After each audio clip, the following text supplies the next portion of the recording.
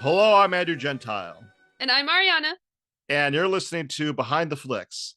This show is all about me sharing as many facts as I know about filmmaking and directors and behind the scenes info about movies and whatnot to Ariana, and you'll join us for the ride.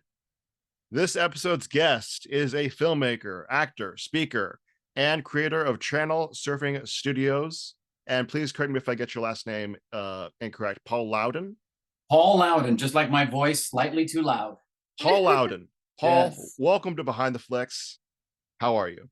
Thank you for having me. And just for the record, I know it sounds so impressive and sexy. Channel Surfing Studios, right? As if I've got this massive area of land that I've built on. And the truth is, when I created these sketches, I was living in a studio apartment. So it's a studio apartment. Studio sounds, Oh, independent career studios. Doesn't even have a studio. It's me and my shared bedroom with three other roommates and Ariana. How many roommates do you have? 3. Yeah. Yeah. So there's no independent career studio. It's just It's ambiguous. It's a little ambiguous. bit everywhere. It doesn't need a certain space. like when someone gives you their business card, it says president, owner, and CEO. You know they're doing it out of their garage.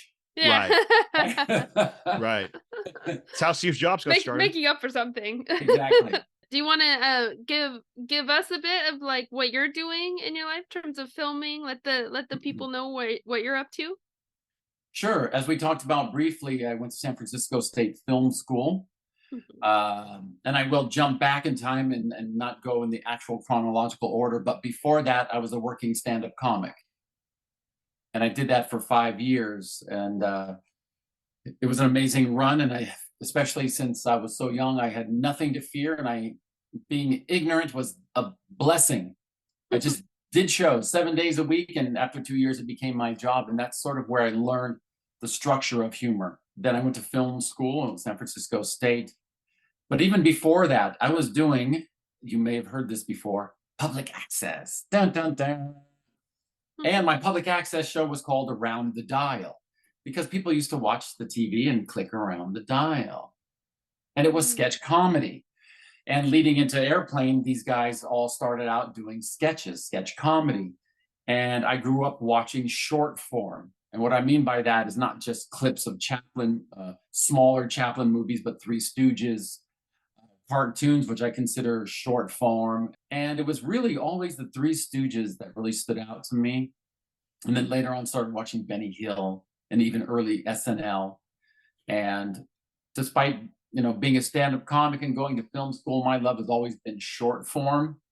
And as soon as I finished film school, I started doing sketches, and I've been doing them ever since. On stage, very silly, slapstick, absurd, physical comedy.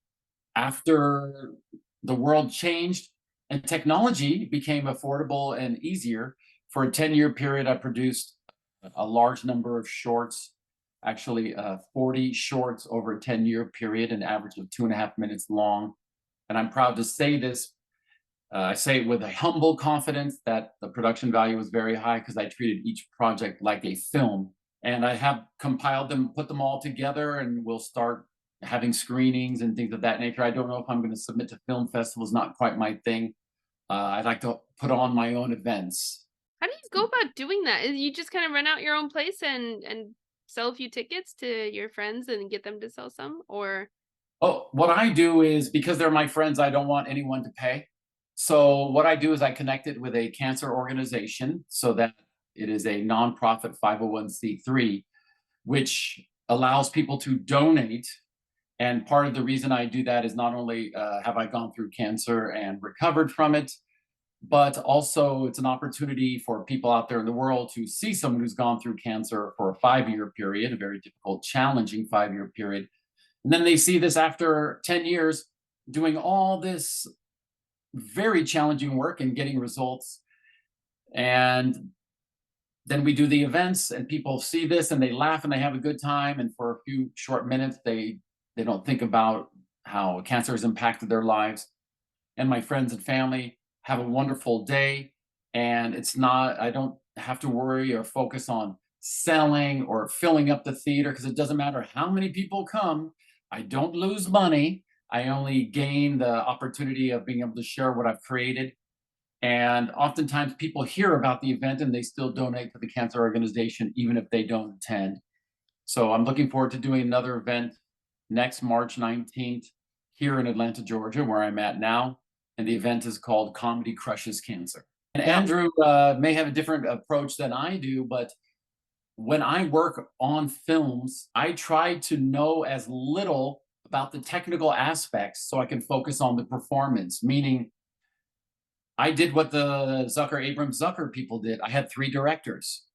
I had the director of the actors, I had the director of the lights, who's the director of the photography, and I had someone directing with the camera. So in a way, I had an assistant director, I guess you could say, or co-director, which would be better. And he worked with the director of photography. So I would have a conversation with the actors and we'd be rehearsing and preparing. Then I'd have a conversation with my co-director and we talk. And then I have a conversation with the director of photography. And I would say, this is how I want it to feel. This is the idea. And then we never talked again until we filmed. Wow. And it's so interesting that I'm a huge fan of the filmmakers of Zucker-Abrahams-Zucker, because they had 3 guys, 2 brothers, and childhood friends, made this movie, and it was essentially only their second movie that they had ever made. Their first movie, I'm kind of segueing into it, but it's, as a person in the entertainment industry, I have to make their movie about me, right? That's make it about me. The fact that they wrote Airplane and went out and tried to sell it, nobody wanted it. Nobody wanted it. So they had a friend, a fairly well-known guy named John Landis, who said to them, you guys are funny in your little sketch show at your Kentucky Fried Theater. Why don't you just make a movie like that? And he was a kind of a known person. They made Kentucky Fried Movie. It did well enough for them to make Airplane. Bonkers. They had never even worked on a set before until they did Kentucky Fried Movie. They learned on the set just by watching John Landis. I learned a lot about the filmmakers of Airplane and their background of doing sketch comedy, growing up together, the 2 brothers, and then Abrams, just childhood friends. They take the original film, 0 Hour, that Airplane was mostly based on. I mean, the script is almost identical. And I know they did base also some of it on the 1970s. It's a series of films about Airport. Yeah, Airport, exactly. So, but mainly 0 Hour was the script was so similar that they were worried about copyright infringement that they actually purchased the script just to be safe for $2,500. Yeah. Yeah. And Yeah. I learned that from, I was talking to someone who teaches film and they told me that. I said, what about parodies? What are the laws and what are the rules? I mean, how did Airplane get away with it? Oh, they bought the script for $2,500. Yeah. Oh, okay. So there we go. So I sort of already segued. I don't know if I cut into some of the questions you have prepared there. Let's see here. You got that's a page of my facts gone. Ariana, can we get a review of this episode's film? Oh boy. The movie of Airplane. It's really just about a boy who loves a girl and chases her onto the airplane that she works as a flight attendant. And he's got some war trauma. He used to fly planes. Something mysterious happened and things exploded, at least in his memory. And suddenly everybody on the plane gets sick, and including all of the pilots except for the autopilot. The autopilot. The autopilot. I don't even know the word for that thing. Blow up autopilot. The blow up autopilot. Oh man, that guy. And he has to land the plane and deal with his trauma. And there's so many jokes. There's not a missed opportunity for them to make fun of something. And it really does feel like a movie made up of a bunch of little sketches thrown into like a similar environment, kind of. Um, I Andrew knows this about me, that I don't do very well with comedies. I feel like satire and parodies, they're comedies for smart people. And I'm a bit of a movie simpleton. I like feel goods that are easy to understand. I don't have to think about it. I go in, I feel good, I leave. Or I'm impressed with the acting, and I go in and I leave and am done. So movies like this are hard for me to swallow. So as a reviewer, for me, um, listeners, don't listen to anything I ever have to say really about comedies because I'm super biased. So this one was hard for me to get through. It took some real focusing for me to like try to enjoy it. Sorry, guys. So for me, this is like at like a C in terms of enjoyment. I know that I'm getting some real blank stares, and I also have a roommate that is absolutely. Good night, everybody. Bye, Andrew. Keep in mind, Ariana, keep in mind that it's actually a love story. And at the end, they get together because he overcomes his trauma by saving everybody on the plane. So that might take it up to a C+. Yes, it does come full circle. It does. You get the ending you want. Yes. Which is a winner. Andrew, come back, Andrew. He'll be here eventually. You need to tell the people what this movie is really like for smarter moviegoers than me. Well, it's interesting because when we watch films that we are not huge fans of, we have to look at it from a different perspective. And there are times when I watch specific types of films that I generally don't enjoy. And then after watching them, I think, well, that was a pretty good film. It was okay for me, which tells me that for someone who loves that genre, it might be phenomenal. I did laugh. I did laugh several times. There's some really ridiculously funny parts in there. I think my favorite part was probably the guitar and the girl with the IV coming out of her arm. Yeah. Yes. It was because it was just so ridiculous and hilarious. And the blow up autopilot. Autopilot. They did every joke you could possibly do with that thing. It was great. Everything. Yeah. And I think part of someone who is not a huge fan of this genre still can laugh. And there are several reasons for it, because it's a brilliant combination of very well-written wordplay, double entendre, combined with physical comedy. And simultaneously, it is pulled together by a film that has a through line because it is based on an existing film already, 0 Hour, if I'm not mistaken. When oftentimes sketch movies feel like they wrote a bunch of funny sketches and they pieced them together, whereas this does have a beginning, middle, and end, and a resolution, a midpoint, and so on. And I think that's also what provides a higher quality and why this film has withstood the test of time. It's kind of at the time, it became a benchmark for comedy. And the other aspect of it, which you may or may not know, and a lot of people don't know this, is that they primarily used non-comedic actors. In fact, they took actors from some of the films that they liked, where even from the Airport movies, and brought them, such as, if I'm not mistaken, like, let's say Robert Stack. And it's funny because when you think about some of the actors who almost played the role, Stryker, who's the main guy, was almost played by David Letterman. And you just think, wow, different, because, you know, he's tongue-in-cheek and he's self-aware, but he's not a dramatic actor. Leslie Nielsen was only known for dramatic movies. Forbidden Planet and Side Adventure. Exactly. Think about the fact that Dom DeLuise turned it down. What would it have been like if a slapstick comedic actor had done that? And again, to share how this has influenced me, when I've done my shows, I primarily have hired or brought on actors who have no background in comedy, stand-up, or improv. And the reason is this style of humor, as I describe it, is real people in exaggerated situations.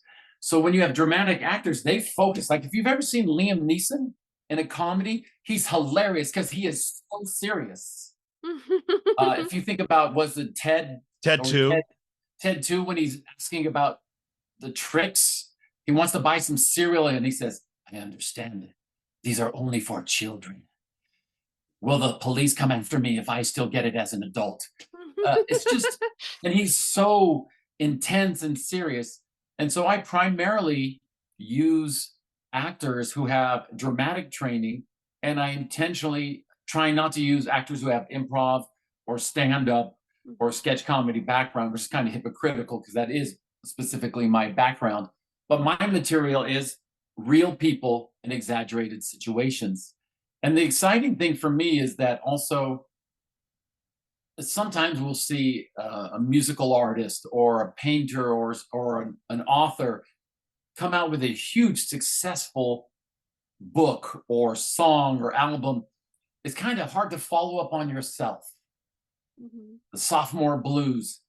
And although Airplane really is, you know, some people say it's one of the funniest, and when it comes to being ranked, it's always in the top 3. Yeah, it's often even ranked as one of some of the greatest movies of all time. But as far as comedies, it's generally in the top 3. But those 3 filmmakers for the next 10, 20, 30 years continue to have great success. And when I say by success, meaning that they made content that made people laugh. Maybe it didn't garner them $1 trillion, but the fact that they made so many other brilliant, whether it be Police Squad or Hot Shots, or they continue to make brilliant movies, hilarious movies, not just parodies, but primarily parodies. But the fact that you could have such great success and not have it internally eat you up and destroy, because oftentimes when people have great success at the beginning, it's tough to continue. It's a real challenge. Yeah. Well, you know how Airplane got started, right? Like how they found out the idea, how they found Zero Hour. If I remember, they used to watch the Kentucky Fried Movie, the 3 guys, Zucker-Abrahams-Zuckers. Kentucky Fried Theater.